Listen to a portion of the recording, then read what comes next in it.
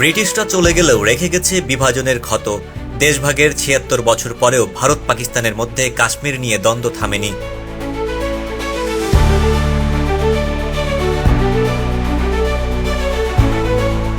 শান্তির কোনো সম্ভাবনাও দেখা যাচ্ছে না। কাশ্মীরের জনগণ সংখ্যাগরিষ্ঠ ছিল মুসলিম, কিন্তু শাসক ছিলেন হিন্দু মহারাজ হরি সিং। তিনি চেয়েছিলেন হয় স্বাধীন থাকতে, না হয় ভারতের সঙ্গে যুক্ত হতে।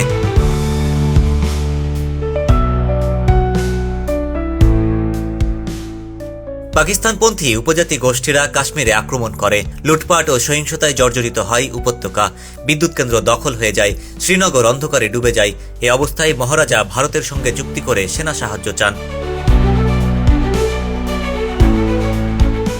ভারতীয় সেনাবাহিনী এসে কাশ্মীরের বেশিরভাগ অংশ দখলে নেয়, তবে কাশ্মীরের কিছু অংশ রয়ে যায় পাকিস্তানের নিয়ন্ত্রণে। এর পরপরই শুরু হয় প্রথম ভারত পাকিস্তান যুদ্ধ। ভাগ হয়ে যায় ভূস্বর্গ কাশ্মীর। সেই ঘটনার পর থেকে আজও কাশ্মীর বিভক্ত।